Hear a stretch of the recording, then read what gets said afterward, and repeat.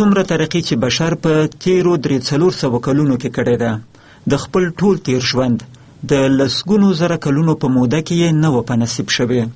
مورخان د اوسني تمدن په جوړونکو عواملو کې یو ډیر مهم عامل هیومنیزم ګڼي. هیومنیزم د بشر په فکر، هنر، ادب، فلسفه او ان سیاسي ژوند باندې ژور اغیز کړی دی. هیومنیزم څه ته وایي؟ څه وخت راڅرګند شو او په ادبیاتو یې څه اثر شیندلی دی؟ استاد نجیب منلی د راډیوي ادبي قاموس د دې اونۍ په بحث کې دغو پوښتنو ته ځوابونه ورکوي. د هیومنیزم منشأ عموما د پترارک پورې خلک رسوي.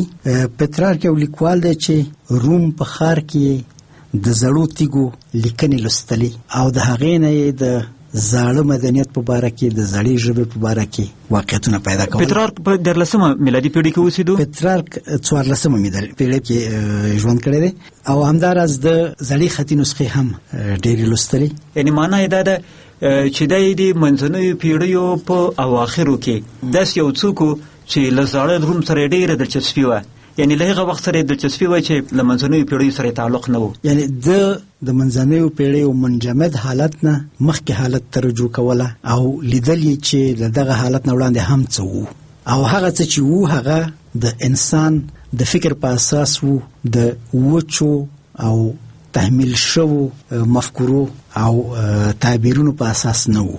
د 15 پیړۍ په نیمایي کې د شرقي روم یا د بیزانس امپراتوري لمنځه ځي او قسطنطنیه نیول کیږي، عثمانیان نیسي. نو په دغه وخت کې ډیر زیات پوهان، عالمان، لیکوالان چې په قسطنطنیه کې یا په شرقي روم کې یا په اوسنۍ ترکیه کې اوسېدل، دوی راځي د ایټالیا خواته، کتابونه هم ځان سره راوړي، پخواني متنونه هم ځان سره راوړي، نور خبرې هم ځان سره راوړي. او همدغه وخت دی په 1455 کال کې ګوتنبرګ مطبعه جوړه کړله، یعنې د چاپولو امکان پیدا کړ. نو په دې وخت کې د کتابونو د تکثیر امکانات ډېر زیات شول. په دغه شرایطو کې هغه اثر چې منځنیو پیړیو کې کلیسا درلود، د هغې سره یو څه مقابله شروع شوله. او بخښئ که په دې کې یو بل عنصر هم اضافه کوم، دغه د 15 پیړۍ په وروستو کلونو کې چې اروپا موافقه شوله چې امریکا ته ورسیږي او له دې سره خو طبعا په ژوند کې، په اقتصاد کې، په تجارت کې یو تحرک راغی. شاید دا به هم یو عامل و د مطبعې په څنګ کې. دا ټول داسې دغه و چې د انسانانو ترمنځ روابط پراخه کړل او د انسانانو لاسرسی علومو ته او ادبیاتو ته ډېر وسیع کړ. دلته دوه ډوله علومو، یو هغه علومو چې مذهبي علومو، الهیاتو، او یو بشري علومو، اومانیتاس. په هغه وخت کې هغه علمونو ته ویل کېدل چې ژبه، ادبیات، د پخوانو خبرې او پخواني مدنیتونه یې مطالعه کول. نو دلته یو فکر پیدا شو چې د اومانیتاس همدغه د ژبې او ادبیاتو د زده کولو نه داسې یو فکر پیدا شو چې فرهنګ یا د فکر پوروالی، کروالی، هغه څه دی چې د انسان طبیعي خواص تکمیلي او د انسان نه رښتینی انسان جوړوي. یعنی انسان یو تعداد خواص لري چې هغه طبیعي دي، طبیعت ورکړي دي، په هغې کې د حیواناتو نه فرق نه کیږي، مګر کله چې د فرهنګ پیدا کی نو د حیواناتو نه فرق کیږي او واقعا انسان کیږي. دا د دې مرکزی برخه ده. په همدغه وخت کې د پخوانیو فرهنګونو سره علاقه هم ډیره زیاته شوه. زړه متنونه ولوستل شول، زړه متنونه پیدا شول، د زړو متنونو نه ترجمې وشولې. تورات او انجیل چې په اروپا کې یوازې په لاتیني لوستل کېدل، هغه له عبري نه او له ارامي ژبې نه ترجمه شول، یوناني متنونه ترجمه شول. نو د زړو متنونو سره هم آشنایي پیدا شوله. او دلته یو بل تمایل چې ډیر زیات په دغه وخت کې موجود و، هغه دا و چې د تربیه په باره کې نوي فکرونه رامنځته شول. پخوانی تربیه په اروپا کې لکه متاسفانه زموږ په هیواد کې تر ډیر نږدې ماضي پورې دا و چې ډب نه یې هلته ادب نه یې. یعنې هر څومره چې په ماشوم باندې فشار وارد شي، هر څومره چې هغه محدود شي، هر څومره چې هغه ته په زور خبره وشي، هماغومره دا خبره د مغزو کې ښه کېني او ښه ځای نیسي. یو بل اړخ هم وګورو، د منځنیو پیړیو تربیه روزنه د اروپایانو خو داسې وه چې کتابونه وو او د متعلم یا د محصل وظیفه دا وه چې صرف هغه بس ذکي دی به نور فکر نه پې کوي دی به صرف ذکي ټایپ کوي دی حق نه لري چې ووایي چې نو دا خبره اوس سمه ده که نه ده دا ومنم که نه یعنې تاسو وایاست چې د رنسانس په زمانه کې چې تربیت هم په نوي نظر وکتل شوه دغه وخت په دغه تربیت هم په نوي نظر کتل کېږي او اراسموس په 1529 کې وایي چې د ماشومانو فکر د اخلاق خواته او ادبیاتو ته د ازادۍ په فضا کې ورواړول شي او دا د زیږیدو له ورځې نه او ورپسې زیاتوي چې دا دومره غټه خبره نه ده چې څوک دې په خرو او غویانو باندې حاکم واوسي مګر که آزاد انسان جوړ شي په ازادۍ کې دا په حقیقت کې ډیر سخت کار دی او ډیر ښکلی کار دی. نو دلته مرکزی خبره دا ده چې انسان د ټولنې او د پوهې او د فرهنګ په مرکز کې واقع دی. استاد منلی دغه تاسو چې د رنسانس مختلف اړخونه بیان کړل که زه دغه یو جمله ورته وایم تاسو سره موافق یاست تر رنسانس د مخه چې کوم کلچر اروپایانو درلود د ژوند کومه لارې درلوده په هغه کې د کلیسا تابعیت اصلي خبره وه د انسان وظیفه دا وه د اروپایي انسان وظیفه دا وه چې د کلیسا له چورلیزه راوچورلي خو د هیومنستانو یا بعد له رنسانس چې کومه زمانه شروع کیږي په هغه کې بیا ځینو منورینو دا وغوښتل چې انسان د کلیسا له چورلیزه راتاو نه کړي بلکې انسان د خپل انسانیت له چورلیزه راتاو کړي. دغسې یو خلاصه ورکولی شو؟ بیخي همدغسې خبره ده او د دې کار دپاره چې کوم وسایل کارول کیږي هغه هم ټول په همدغه محور ګرځي د پخوانیو متنونو او د پخوانیو مدنیتونو پیژندل او د هغوی په اړه زده کړې د انسان فرهنګ ته توجه د علم لوړ ګڼل د پوهې لوړ ګڼل د سفرونو تشویق ځکه چې په سفر کې خلک نور انسانان هم ګوري نور ټولنې هم ګوري نور روابط هم ګوري او نوي شیان هم زده کوي د ژبنۍ کنجکاوی تشویق یعنی نور ژبو سره تماس نیول نور ژبې زده کول او مذهبي مسله یعنی مذهبي مسله اوس یوازې د هغه څه چې کلیسا یې وایي په هغې باندې اکتفا نه کیږي انسان دا حق لري چې د مذهب په موضوع کې فکر وکړي او په خپله د تعقل د لارې ځان واقعیت ته ورسي الهیات ته د تعقل د لارې وارد شي. یعنی دغو خلکو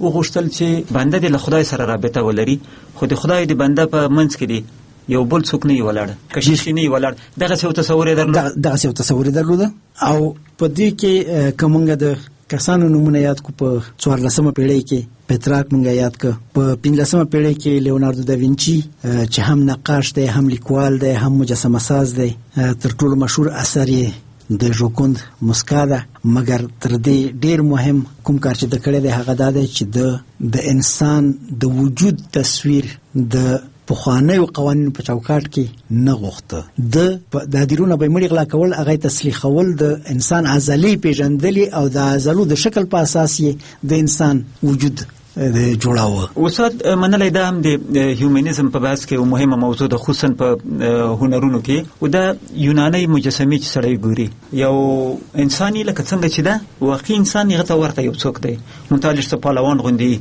خو بیا وروسته په منځنیو پیړیو کې دغه د انسان تصویر یو قسم تتیع شي لکه دغه د موږ میناتوري چې وي نه به پوهېږي چې دا اوس دا انسان دی که یو خیال دی د انسان په باره کې لیکن په دغه رنسانس په زمانه کې چې دا لوی انځورګران ظهور کوي دغه په تیر بحث کې موږ او تاسې په باروک هنر خبرې وکړې حتی د هغو په هنر کې هم دا کمال شته انسان بیرته لکه د انسان غوندې سي لکه څنګه چې ده له ټولو برجستګیو سره دغه شي ته اشاره کوي چې دوی بیرته په انسان تاکید وکړو په هغه خیال او تصور او ایډیا تاکید ونکو چې انسان باید دغه سي بلکې لکه څنګه چې وو دغه شي ته تمایل پیدا کو لکه څنګه چې د انسان واقعیت دی او څنګه چې د انسان د تاریخ نه را پیدا شوی دی په 14مه پیړۍ کې چې موږ کوم لیکوالان لرو اراسموس مخکې د یاد وکړه ماکیاویلی چې د حکمرانی طریقې د یو کتاب په باندې لیکل دا او هغه د قدرت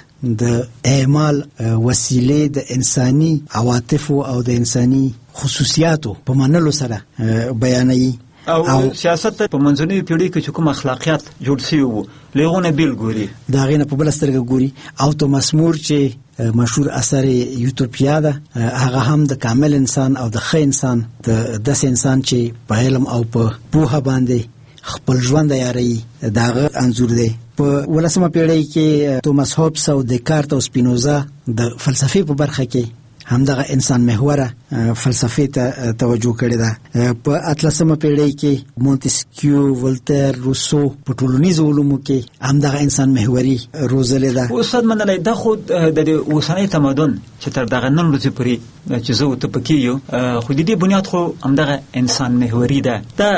دا خو نو روسو ګټوله یادولای سو، خو کبیر ته هغه د هیومنیزم ابتدا ته لاړ سو. په ادبیاتو څه اثر وکړو؟ په ادبیاتو کې هم دغه د انسان محوریت ډیره مهمه خبره و. دغه ټکی باید سړی هیر نشي چې هیومنیزم د سیده چې 14مه پیړۍ کې شروع شوی دی مګر دوام تر اوسه پورې دی، یعنی هیومنیستي افکار تر اوسه پورې هم شته دي. آیا داسې وایو چې تر اوسه پورې هم شته دی او که داسې وایو چې د وخت په تیریدو سره دغه افکار لا ډیر اصلي افکار ګرځېدلي دي؟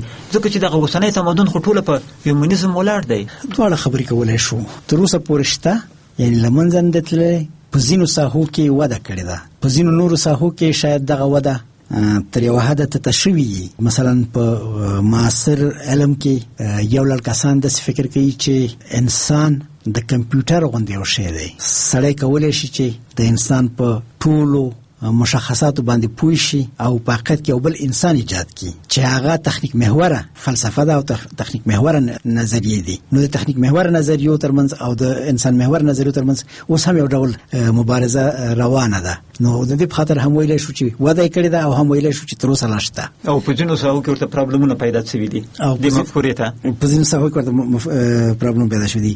په ادبیاتو کې او په ټول هنر کې د هیومنیزم عمده موضوعات درې ټکي دي. یو د شهرت او د افتخار ګټل دي. هنرمند ته، لیکوال ته، انسان ته، د داستان اتل ته یو ستر ارزښت د افتخاراتو لاسته راوړل دي. په فلسفي لحاظ به همدا خبره، همدا اصل داسې توجیه کو چون په منځنیو پیړیو کې انسان مقهور و، انسان بې ارزښته ګڼل شوی و، انسان ګناهګار ګڼل شوی و. لیکن په دې زمانه کې دوی غوښتل چې انسان آزاد کړي، انسان ته بیرته اهمیت ورکړي، انسان هغه د خلیفه کې د عرض د مځکې. نو بنان دوی په خپلو داستانونو کې، په خپلو انځورونو کې انسان ته توجه وکړه، اهمیت یې ورکړو. دغه شی ویل غواړئ؟ همدا خبره ده. دویم ټکی په دې کې د طبیعت مفکوره ده چې انسان پرته له طبیعته نشي تصور کېدلی. نو طبیعت هم په دغه ځای کې دخیل دی او طبیعي عناصر په انسان باندې اثر غورځوي، انسان په طبیعي عناصرو باندې اثر غورځوي. نو طبیعت او انسان سره تړلي دي. په پښتو ادبیاتو کې یو وخت داسې چې طبیعت صرف د انسان حالات بیانوي. کله چې شاعر وایي پسرلی لکه خپله خوشحالي چې یادوي، یا کله که ګل یادوي تر ډېره د مطلب همغه معشوقي د یوې استعارې استفاده ځینې کوي. لیکن هر څومره چې موږ د 20مې پیړۍ ته راغلي یو، اوسنۍ زمانې ته راغلي یو، دغه له ګل سره خپله د ګل په خاطر هم مینه سوې ده، له ونې سره د ونې په خاطر هم مینه سوې ده، نور فصلونه هم یاد سوي دي. یعنی طبیعت په خپله د طبیعت په خاطر باندې محترم ګڼل، طبیعت په خپله د طبیعت په خاطر باندې محترم ګڼل، او طبیعت د دې په خاطر محترم ګڼل چې انسان په طبیعت کې او طبیعت په انسان کې مدغم دي. او بل ټکي ته تاسې په ضمني ډول اشاره وکړه، مګر د هیومنیزم یو ډیر اساسي ټکی دی چې هغه مینه ده. مینه کله طبیعت سره وي، مینه کله انسان سره وي، مینه کله یو شخص سره وي، مینه کله یو هیواد سره وي، د یوې مفکورې سره وي. دا ټول هغه ارزښتونه دي چې په هیومنیزم کې مرکزي نقش لري. خو زه فکر کوم چې د انسان مینه پکې اصلي شی دی. بل انسان ته اهمیت ورکول، بل انسان سیال ګڼل، بل انسان له ځان سره برابر ګڼل، هیومنیزم له دې نظره هم انسان ته کتلی دي. دا هغه مسایل دي چې همدغه د هیومنیستي نظریاتو په رڼا کې وده کړې ده. او اوسنی تمدن، اوسنی هنر، اوسنی ادبیات په دغه ټولو ډېر عمیق اثر کړی دی، په دې ټولو باندې اثر غورځولی دی.